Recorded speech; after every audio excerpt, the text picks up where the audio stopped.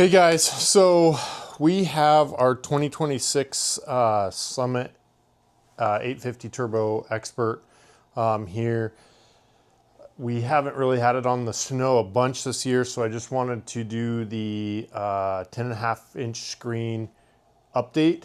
And then I haven't done it this year, so I wanted to kind of, also it's going to be a first for me, kind of walking through the update, connecting it to Wi-Fi, and then kind of going through the new embedded maps and buddy system. So bear with me here. Going to be probably a little bit painful because I have not done it on this machine. So I am going to be a little bit slow through this, but I also figured it might be a good time to explain some of these things. First thing is removing the back cover, which we already did, connecting it to I just got a battery, small battery charger on it to make sure it's up at good 12 volts, and then make sure it's got plenty of power while we do this. Now the next thing is that we've got going on here is the dongle. Dealer put this on the key for us so we don't lose it. So that is going to go right in this side panel here. So this is our ECM plug, the data port that we use for a lot of other stuff. So we'll pull this off. And then we're going to plug this in. Okay, that's plugged in. And then you can see nothing is powered on right now because our kill switch is down. So once we pop this kill switch up, headlights come on, which make sure they're in dim, which they are. So now the screen is on. So screen is on, the keys in, plugged in.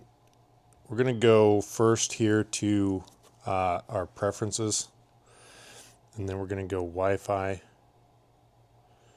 We're going to go add new network, which that'll be connecting to the Wi-Fi. Wait for it to do its thing here. Okay, so we're connected to the Wi-Fi. Now we are going to go to general,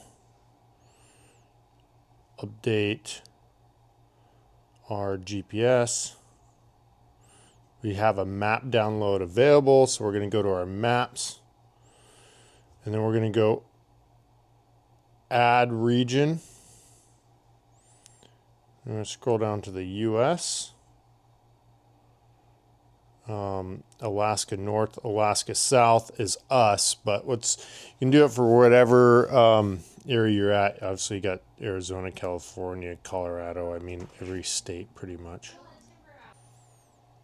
So once we had that, we clicked on it. Now we're preparing to download, and it says update will install after the download is complete. So it'll be a few minutes here. Let that do its thing. Okay, so we downloaded the update. Took about 9 minutes. So now we're going to hit the install update, and the cluster is updating. So it looks like here it's pretty quick.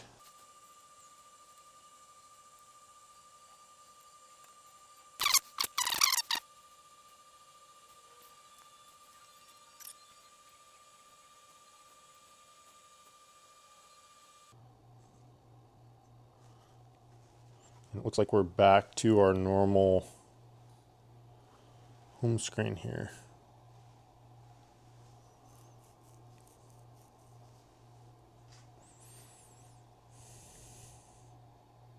So back to the home screen. Okay, so we're going to go back to our preferences, go to general. Looks like everything's good here. Let's go back to our maps. Updates in progress, and we're going to hang out and let it update its maps. And we'll come back and see what's...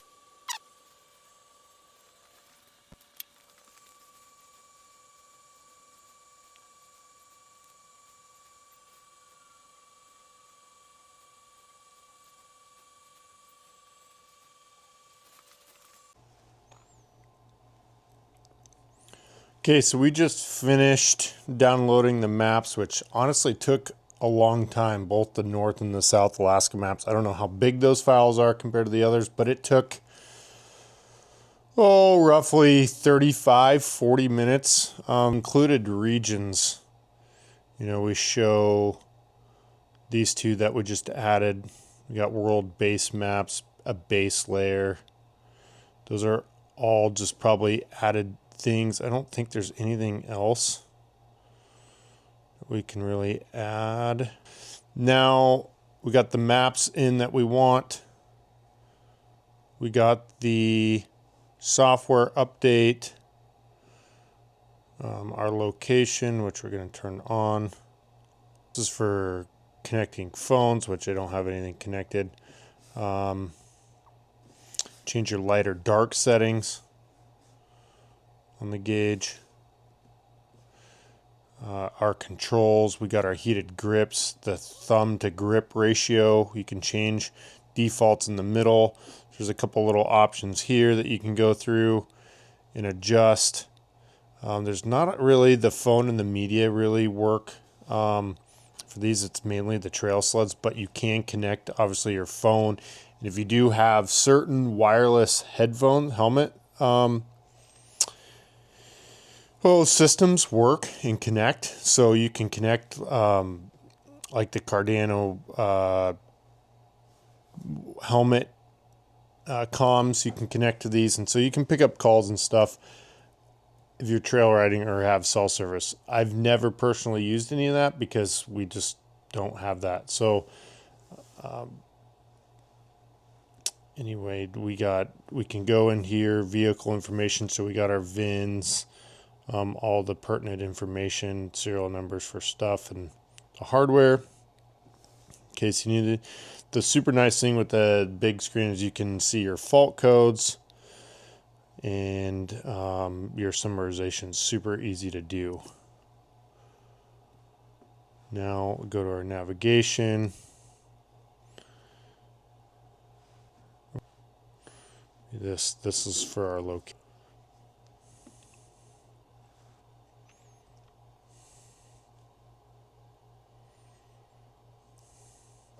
So our track ride and stuff like this is how we do our groups for creating a group.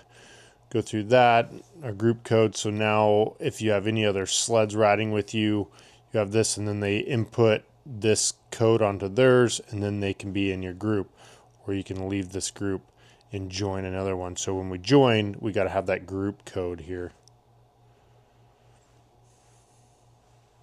Our initials, which you can always change. Scale, altitude on.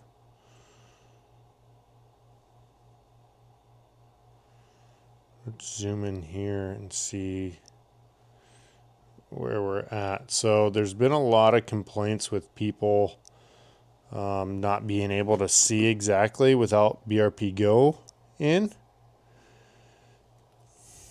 So here we're in town, so not really gonna see much here about the topo, but there is a lot of topo maps here, which one of the areas that we ride a lot, which is down over in here. Let's zoom in here and see what we see here. So let's just keep zooming in here and see how detailed it is.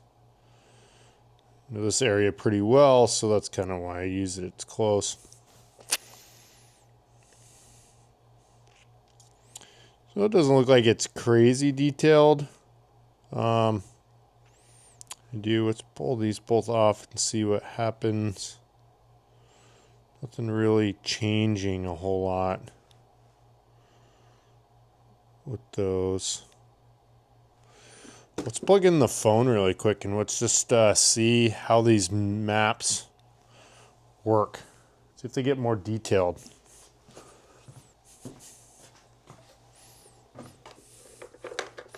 So for the maps, if you want to connect to your phone, which I probably haven't, I've got BRP Go on my phone, which I'm sure there's a new update because it's been a long time since I updated it. So we're going to update our BRP Go. It's usually pretty simple when we plug this in, just from the past years of having this. So here, it does look like it gets a little bit better. So there's a lot of, I guess, I've heard a lot of complaints this year with, the ToPo maps being not very detailed unless your phone's plugged in, which I guess that's kind of what we're doing here. There's kind of these couple areas. So it is definitely a little bit more detailed with the BRP GO app plugged in. I wouldn't say crazy difference, but yeah, definitely got a little bit different detail here, a little bit more probably what I'd call realistic. You can put the map in 3D view. So there is some things here that would be probably really nice to have without having our phone plugged in, because again, if I was riding a trail sled like the Expedition and stuff like that, phone plugged in, there's a lot of options there that I really like. Now, mountain riding, really don't have any want or need for my phone to sit up in there. I've had issues with it getting very hot. Usually the apples are prone to getting hot, which is not necessarily a Skidoo problem. That's more of an Apple issue.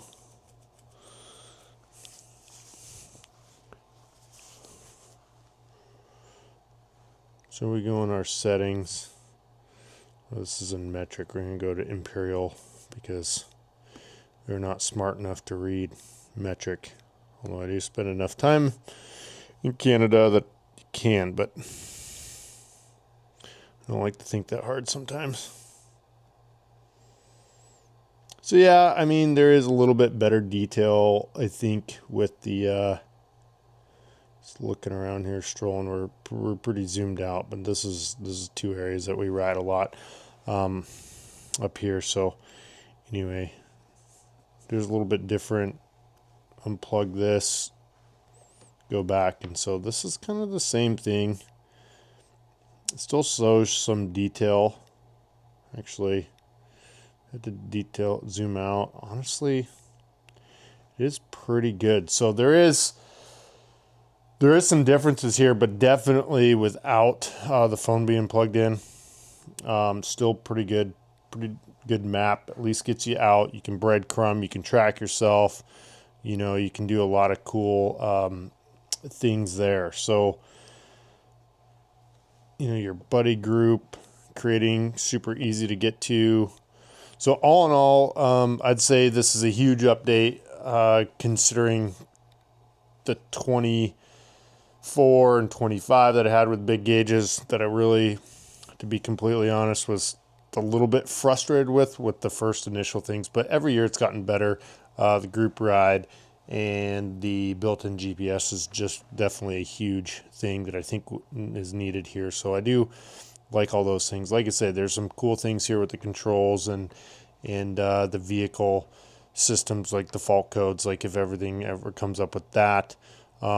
Statistics, which is obviously not a huge thing. We can move around. We can adjust. Used to be able to adjust this. So we got our turbo boost, nothing. So we can kind of adjust some of these things. Belt temp. And to switch these, all you do is hold down the finger on the screen here, and you can toggle through these. So biggest thing is, I think after doing this update, make sure you got a battery charger on, because this, for like me, took about 45 minutes to do the update and the maps and everything like that. So depending on your Wi-Fi connection, how much speed you got, it's going to take a minute. So keep these things on the battery charger when you can. In the summertime, I'd probably pull my battery out. Mainly I do that with the Expedition too, because these little batteries just don't do well to going along periods without being charged. So Not a huge thing, but these little batteries seem to be $100, $120. They always seem to be way more expensive than they should be, but like to keep them in good shape. Oh, other things here. I don't think I really have anything else that's riveting with the big gauge. Overall, I don't think you can change these big ones. It's just mainly the middle one that you can change. So we have our coolant edge. Belt temp's a good one to have up there. Although our belts usually run about 95 on that most of the time. Actually, rarely I've ever seen one over 100 degrees, but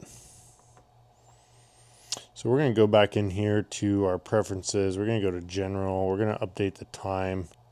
That's that for the updates on the 10 1/4 inch screen for 2026 so far as of December 23rd, 2025. So if you haven't done the update, do the update on your big screen and then make sure you update your maps. And it looks like, to me, they have the ToPo maps in here, no phone plugged in.